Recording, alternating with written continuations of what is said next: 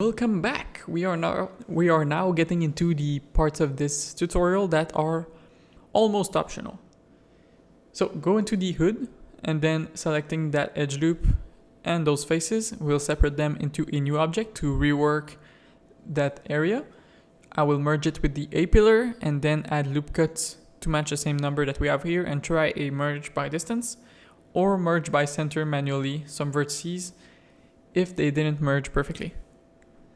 So just like that, we will restore that area, and this one is pretty messy.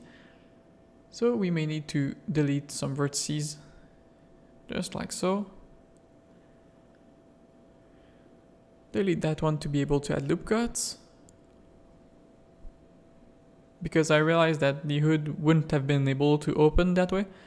So it's going to add a bit more detail to it and make more sense. Which is very, very important when trying to make realistic products.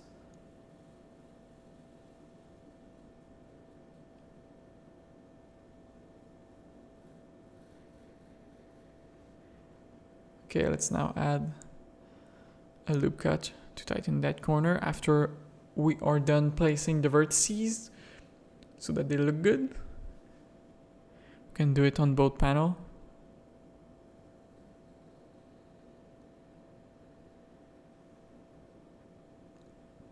Now this one is pretty ugly. So always try to keep your panel gap straight. It's very important. I may slide the vertex here to make it sharper. You can also add loop cuts. Always works best, although it increases the poly count. So if that's important for you, then you may prefer to use the bevel, although bevel also increases the poly count.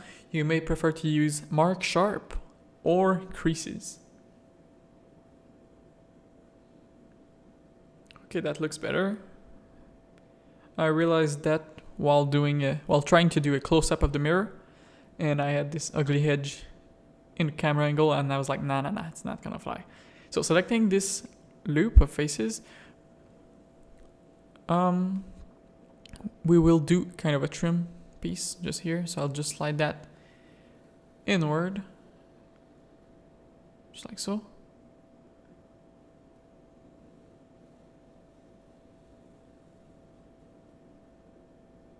Alright, let me move that up.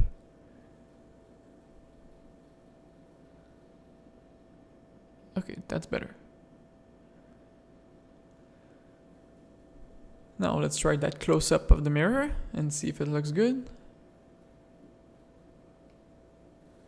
And that's pretty much always how I end up changing some parts. It's because I want to do a nice render of a certain area, and then I realize, oh, this could be improved to either make the picture look prettier or just to make it look more realistic. So going into the front bumper, we're going to make some sensors, and that's a fairly easy task. So I'll just delete that edge loop, dissolve it, and then selecting those two faces, I will inset them twice, and then with the loop tool add-on enabled, I will right click, then under loop tool select circle, and then inset that face and remove it from the shrink wrap group. Now this is way too big, so what you can do is add a loop cut here, and if you don't want it to look like acne buttons, you may need to push it in or to turn it into a new panel by separating it from selection and then assign it to the shrink wrap group. It will create like a tiny gap around it without it protruding too much. So selecting those faces, I will fill it up and then inset it and then separate by selection, just like that. You can just inset those faces. It would have been fairly easy to turn it into a quad as well. But just like so, you have some sensors. And that's what I will do for the front bumper as well. And we will need to turn this into a base mesh. So our panel has two kind of base mesh levels. So this is very, very, very optional. Okay, you don't need to do this, but you can. So I'll just inset those faces and then do it here. So for this one, it's fairly easy. You don't need a base mesh. I mean, For everything that we're going to do on this bumper, you don't need a base mesh, okay? I'll just do it for fun and to show you that it is possible to have multiple levels of base mesh. Although it's overkill in my opinion. So for that, I will crank that to 3. See if it looks good, like here. And we may need to crank up the subdivision level of our first base mesh. But let's get back to that bumper. I just want to restore a bit of that corner. It was looking kind of strange. So I'll just merge some vertices here, add loop cut there, and finish this area. Okay. Now for the bumper.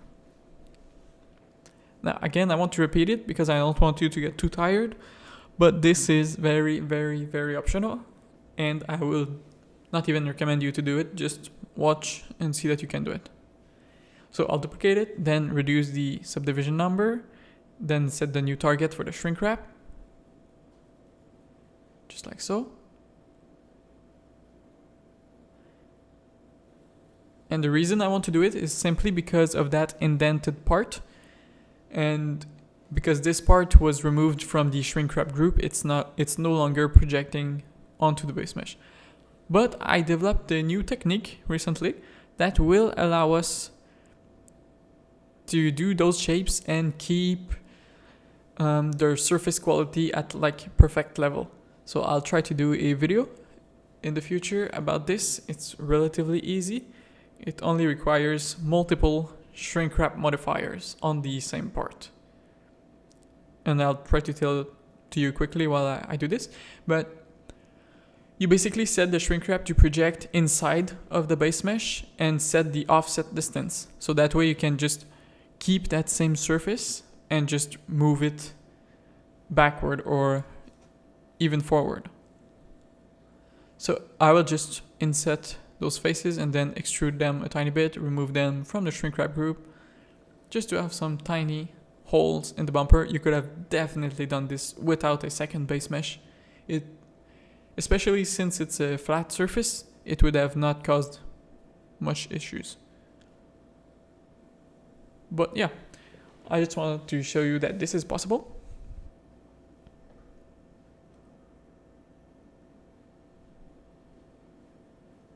So let me add some little thingies here. This is pretty good.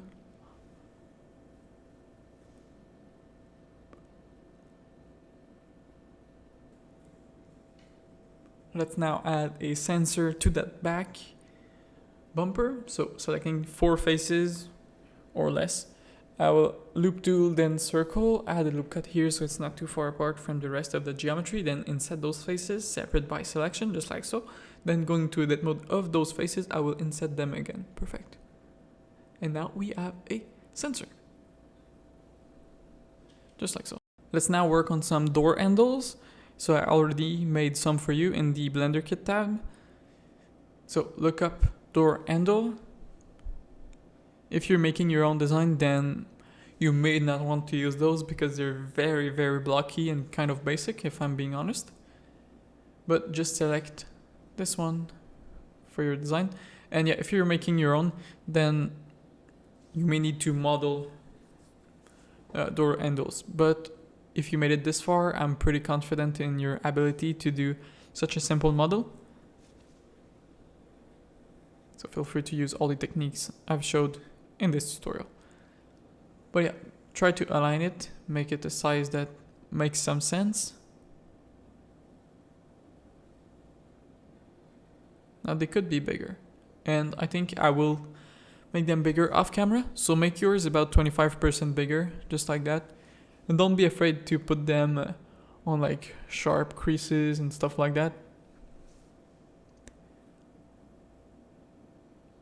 But now we're just going to cut a hole about the size of that door handle. And that is how I would do it if I was making another design, like on my own. I would try starting by cutting like a hole of the shape I want, and then shaping it into a new object that will be the door handle. So I'll just add some geometry to be able to work that out.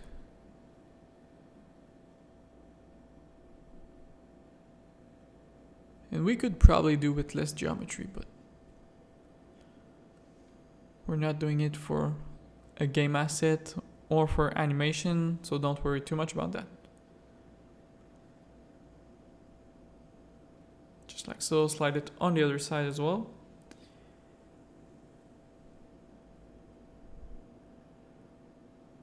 Now that's one of the advantages of the base mesh. It allows you to add pretty much as much geometry as you want without distorting everything and ruining the curvature, because we are projecting those vertices onto something that has a perfect curvature.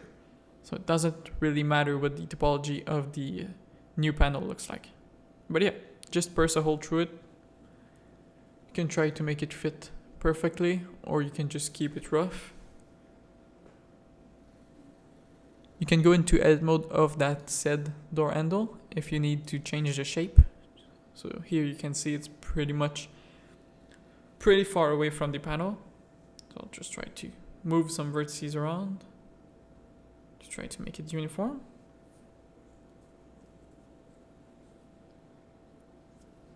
And yeah, Blender Kit objects almost always come with an empty or parented to one of the meshes of that said object. So here in this case it's the empty, so if you want to move all the parts like at the same time, just use that. And that's a very good idea. Honestly, you should always parent your objects into small groups. For example, all the wheels will be parented. For example, the brakes will be connected to the tire, and the tire will be connected to the rim. So when you move the rim, everything follows. And when you want to do animation or pose the car, you don't have to rotate all the objects and make sure that they're following. You just select one, R, Z, 20 or 15, and you have your rotation. So I'll just continue placing this against the body. To be honest, I'm wondering if the hole was even necessary.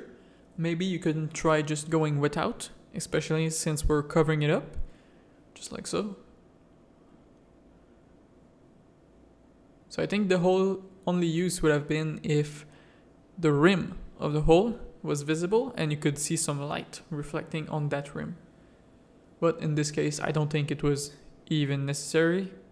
I'm pretty sure it was more of a thing to be proud of showing. For example, without the door handle, there is indeed a hole that would allow us to put them here.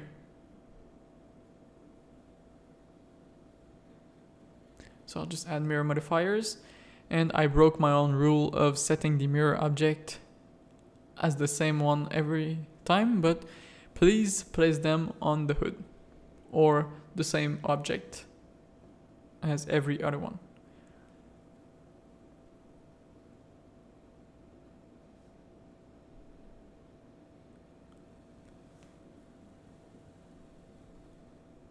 Let's now import the front door handle.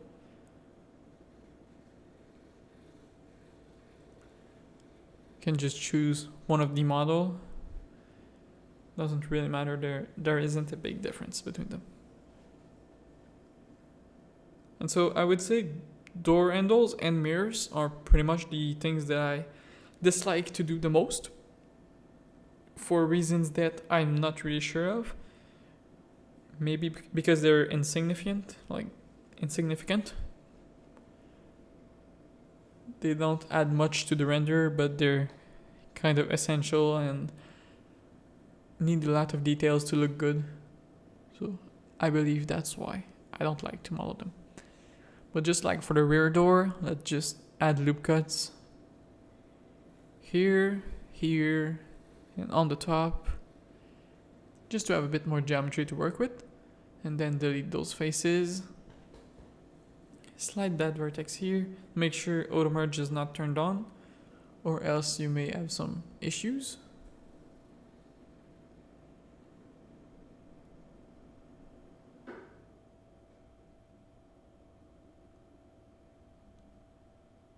And I'll just try to follow the shape although like we said before, it's probably not necessary to do that hole.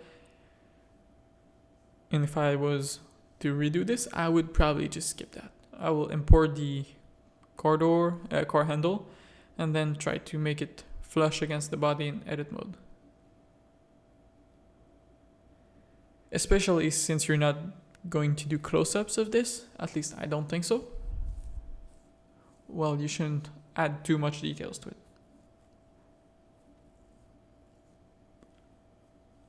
So delete those faces, make the hole somewhat pretty.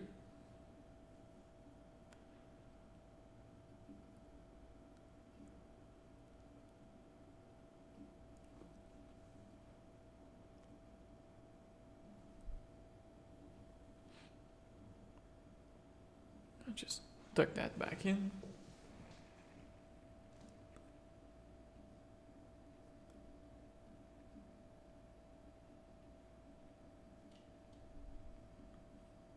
And if you are done, you can speed up that part. I won't say anything important for the next 2 minutes. Okay, so I decided to cut that part.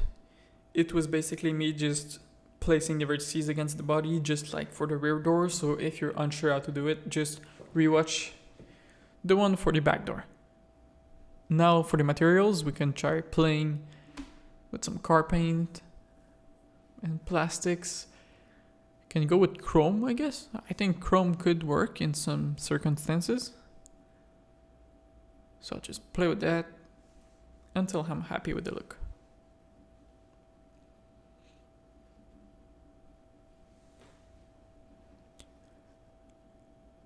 The rest of this video is all about tiny extra detail that nobody will see or so.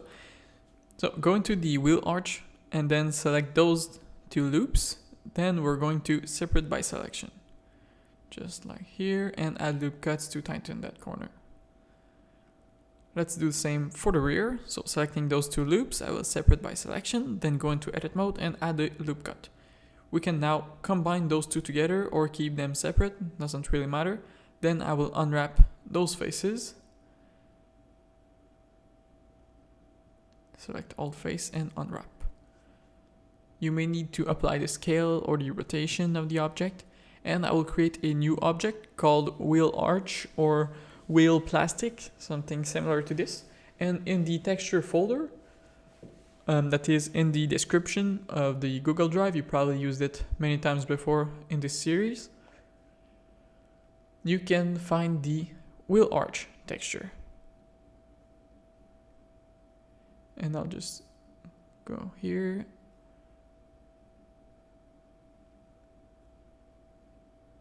And yes, with Ctrl-Shift-T you can make all the textures appear one shot. So just like that, I painted those in Substance, I believe. Let's now place them manually in the UV editor. You have 3 choices, one that is very dirty, one that is somewhat dirty, and one that is brand new. So you can flatten even that left side if you need to. And we have some nice little mark and dirt over here. I'll just flip that over. And like that, extra detail that nobody will see. But that looks pretty cool. Except in Cycles, because Cycles doesn't like details placed in the shadows. But yeah, if you're going for EV, then you will be happy. So selecting that same material, we will unwrap it and apply the scale or rotation or all transforms. And try to pick the same one as you did for the rear. And since those are mirrored and have UVs, you can go into the modifier properties and just flip the U or the V, I don't remember, in the mirror settings. And just like that, we added a tiny extra detail that nobody will see. We will also now continue with the next extra detail that nobody will care for except you, and it's on the sunroof. We will print a map of Tokyo, I believe, on it. And this is inspired by I think it was the Grand Wagoneer, the Jeep Grand Wagoneer concept that had the map of Detroit where it's built, where here we will have the map of Tokyo where Mitsubishi is born, or where Mitsubishi assembles their car. I can't remember. I made this 6 months ago, so please forgive me. So let me turn that on, my stream keys. Then Control T with Node Wrangler will add an image texture. Then just look up for the map.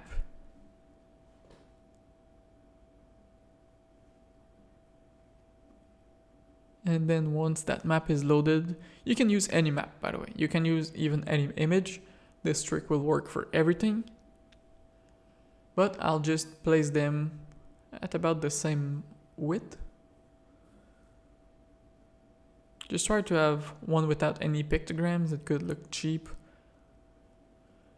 So don't worry too much about it being beige. Add a color ramp to be able to control that, and then you can go inside and check what it looks like. And I want it to be much darker and have more contrast, so I can bring that over here, and you can check what looks better to you. So I think this will look much better. Try to avoid pure blacks. So I'll just make this light gray and play with it.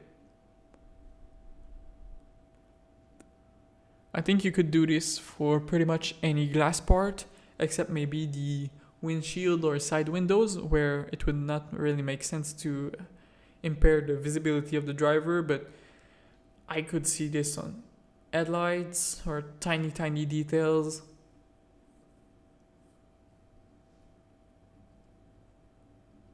So if you don't plan on doing this, then you can skip this part. It's obviously just me trying to figure out what looks best. Trying different colors. Yes, I know, this is pure black.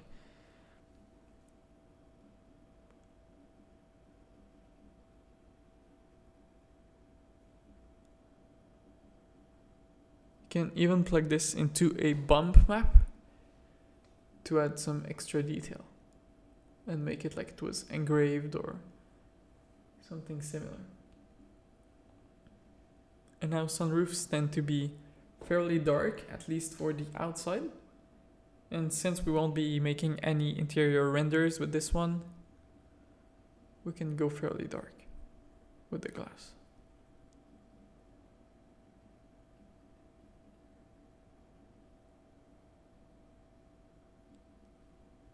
Alright, that's pretty much it for this one. I'll see you in the next episode.